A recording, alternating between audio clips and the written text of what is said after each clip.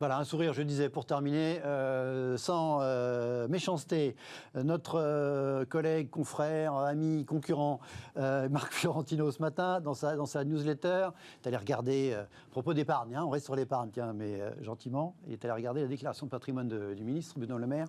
Tout ça est très transparent, ça a été mis en ligne par la Haute Autorité pour la transparence de la vie publique, c'est la règle. Alors, c'est marrant, Bruno a 52 ans, voilà, il est marié, 4 enfants, régime de la communauté, revenu mensuel supérieur à 10 000 euros. Première constatation, il nous dit, voilà, patrimoine relativement modeste par rapport à ses revenus, de 428 000 euros. Il n'a pas fait beaucoup d'économies, puisque ce monsieur a 22 ans, compte tenu, encore une fois, de son niveau de revenu, évidemment, c'est évidemment supérieur au patrimoine moyen des Français. Seulement, voilà, Fiorentino était regardé, il dit, il y a quoi dans ce patrimoine?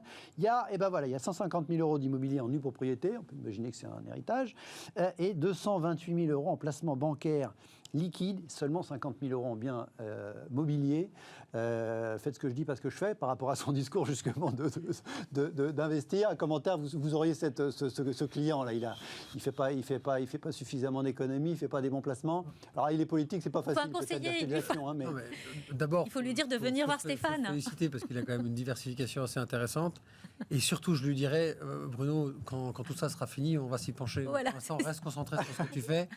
Si tu as 230 000 euros en liquidité, garde-les. Pour l'instant, c'est pas une urgence pour toi. Occupe-toi de ce que tu fais au quotidien. Voilà, c'est du matelas, c'est l'épargne de précaution. C'est l'épargne de précaution, et effectivement. Ensuite, il faut qu'il aille voir Stéphane pour diversifier sur des supports, des supports rémunérateurs. Comme tous les Français, il a un risque de perdre son job, ce monsieur. Donc effectivement.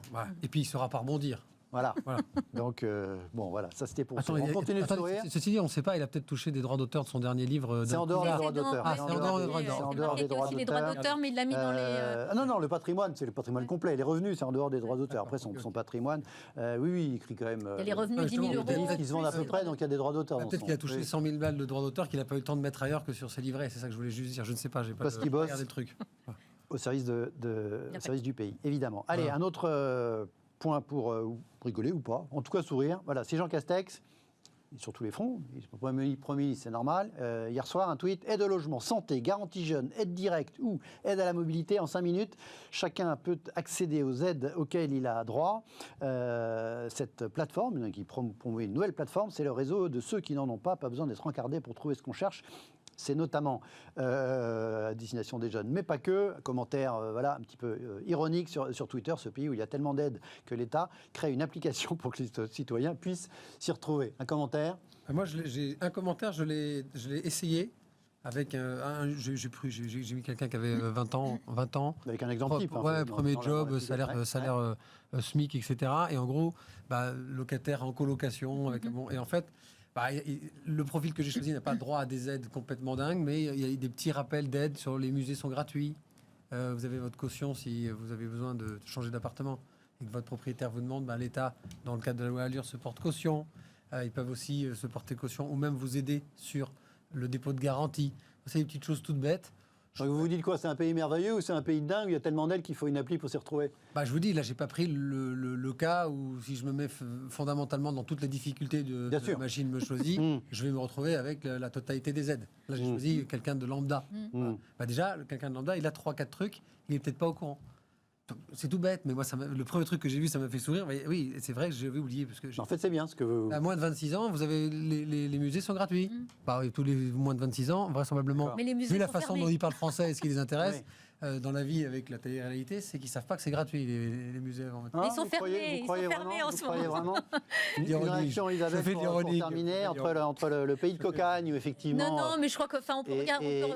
Et le pays sympathique, ou au contraire, le pays un petit peu, peut-être too much. Non, mais on peut regarder le verre à moitié vide, dire, il y a un excès de bureaucratie, et du coup, on est obligé de recourir à ce type d'appli pour... C'est pas encore une intelligence artificielle pour trouver. Pour l'instant, c'était encore assez basique. On peut regarder le verre à moitié plein. On est une espèce de guichet unique maintenant où on peut effectivement avoir, puisqu'on dit qu'il y a un certain nombre de citoyens qui ont normalement accès à un certain nombre d'aides et qui ne les demandent pas.